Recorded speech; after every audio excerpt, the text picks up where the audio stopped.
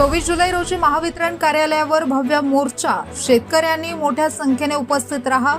आमदार अरुण लाड यांची पत्रकार परिषदेत माहिती. जिल्ह्यातील धोकादायक बनलेल्या वीज वितरण व्यवस्थेमुळे वारंवार होणाऱ्या लोड शेडिंगमुळे आणि लिफ्ट इरिगेशनच्या गंभीर समस्यांमुळे त्रस्त झालेल्या शेतकऱ्यांच्या विविध मागण्यांसाठी शुक्रवार दिनांक 24 जुलै 2026 रोजी दुपारी 1 वाजता महाराष्ट्र राज्य विद्युत वितरण कंपनी विश्रामबाग सांगली येथील अधीक्षक अभियंता कार्यालयावर शेतकऱ्यांचा मोर्चा काढण्यात येणार असल्याची माहिती महाराष्ट्र राज्य इरिगेशन फेडरेशनचे अध्यक्ष आमदार अरुण लाड यांनी पत्रकार परिषदेत दिली आहे. यावेळी क्रांती दूध संघाचे अध्यक्ष किरण लाड, इरिगेशन फेडरेशनचे जे.पी. लाड, सत्तेश्वर पाणी पुरवठा संस्थेचे अध्यक्ष अशोक पवार, माजी जिल्हा परिषद सदस्य कुंडली केडके, गणेशवाडी पाणी पुरवठा योजनेचे अध्यक्ष हनुमंत लाड प्रमुख उपस्थित होते. याबाबत अधीक्षक अभियंत्यांना पाठवलेल्या पत्रात आमदार अरुण लाड यांनी सांगितले आहे की पावसाळी अधिवेशनात त्यांनी उपस्थित केलेल्या लक्षवेधी प्रश्नांच्या अनुषंगाने जिल्ह्यातील शेतकरी व नागरिकांना भेडसावणाऱ्या वीज समस्यांवर तातडीने कार्यवाही होणे आवश्यक आहे. सांगली जिल्ह्यातील महावितरण कंपनीच्या कामकाजासंबंधी व त्यांच्या ग्राहक सेवा संदर्भात अनेक ग्राहकांकडून वीज वितरण व त्या अनुषंगाने अनेक ग्राहकांकडून तक्रारी व अनियमितता दिसून येत आहे. जिल्ह्यातील 2200हून अधिक ट्रान्सफॉर्मरपैकी बहुतेक ठिकाणचे डीपी अत्यंत धोकादायक अवस्थेत आहेत. ईश्वरपूर व विटा येथील 300हून अधिक डीपी दयनीय अवस्थेत असून बहुतांश डीपींना दारे नसल्याने उघडेच राहतात. आतील सामान अस्ताव्यस्त व खराब झालेले आहे.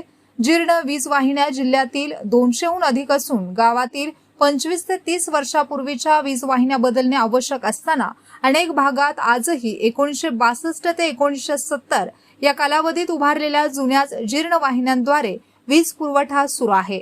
त्यामुळे लटकणाऱ्या वाहिन्यांमुळे ऊस, द्राक्षबाग आणि इतर पिकांचे नुकसान होते.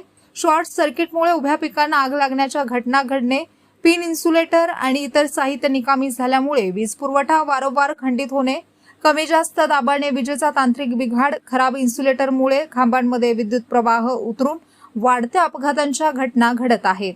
तसेच स्मार्ट मीटर बसवण्याची जी सक्ती करण्यात येत आहे ती तात्काळ रद्द करावी. जिल्ह्यात चालू वर्षात मान्सूनपूर्व प्रतिबंधात्मक दुरुस्तीच्या कामांतर्गत सर्व उच्चदाब वाहिन्यांच्या जवळ येणाऱ्या झाडांच्या फांद्या छाटण्याचे काम पूर्ण झाले असल्यास त्यावर किती खर्च झाला व कामे कोठे पूर्ण झाली याची माहिती द्यावी. जिल्ह्यात अनेक ठिकाणी जीर्ण वीज वाहिन्या, तारा, उघडे व धोकादायक डीपी, गंजलेले व झुकलेले वीज खांब, झाडांच्या फांद्यांमधून जाणाऱ्या व लटकणाऱ्या वाहिन्या यामुळे नागरिकांच्या जीवितास धोका निर्माण झाला आहे. तसेच वारंवार होणारे तांत्रिक बिघाड, शॉर्ट सर्किटमुळे उभ्या पिकांना आग लागण्याच्या घटना, सतत खंडित होणारा वीज पुरवठा, कमी जास्त दाबामुळे होणारे नुकसान आणि ग्रामीण भागातील वाढते लोड शेडिंग यामुळे शेतकरी व ग्रामस्थ त्रस्त आहेत. याशिवाय RDSS अंतर्गत जिल्ह्यात मंजूर झालेल्या सुमारे 147.68 कोटींच्या कामांचा तालुकानिहाय तपशील, पूर्ण झालेल्या व प्रलंबित कामांची माहिती व उर्वरित कामे नियोजित कालावधीत पूर्ण करण्याबाबतचा कार्यक्रम जाहीर करण्याची मागणी करण्यात येणार आहे. तसेच लिफ्ट इरिगेशन योजनांना अनियमित व कमी जास्त दाबाने होणारा वीज पुरवठा, ट्रान्सफॉर्मर जळून होणारे नुकसान आणि त्यामुळे शेतकऱ्यांना झालेल्या नुकसानीची भरपाई तातडीने देण्याची मागणीही मोर्चाद्वारे करण्यात येणार आहे. या सर्व मागण्यांसाठी होणाऱ्या मोर्चामध्ये महावितरणच्या वरिष्ठ अधिकाऱ्यांनी उपस्थित राहून शेतकऱ्यांचे निवेदन स्वीकारावे आणि विविध मागण्यांवर सविस्तर चर्चा करून तातडीने सकारात्मक निर्णय घ्यावा अशी मागणी आमदार अरुण लाड यांनी पत्रकार परिषदेत केली आहे. तसेच जिल्ह्यातील शेतकरी, नागरिक आणि विविध संघटनांनी या मोर्चात मोठ्या संख्येने सहभागी व्हावे असे आवाहनही करण्यात आले आहे. या पत्रकार परिषदेस दिनकर लाड, किसन लाड, बाळासाहेब शिंदे, विश्वास पवार आदी प्रमुख उपस्थित होते. स्पीड न्यूज मराठीसाठी सचिन लडगे, पलूस. आम्ही सांगली जिल्ह्याचा 24 तारखेला प्रचंड शेतकऱ्यांचा लिफ्ट म्हणजे पाणी योजनेचा मोर्चा घेतलेला आहे सांगली MSCB मध्ये. का घेतलेला आहे की आम्ही यांची वाट बघत होतो की आज चांगलं होईल, उद्या चांगलं होईल, उद्या खांब व्यवस्थित, उद्या तारा ओढून देतील.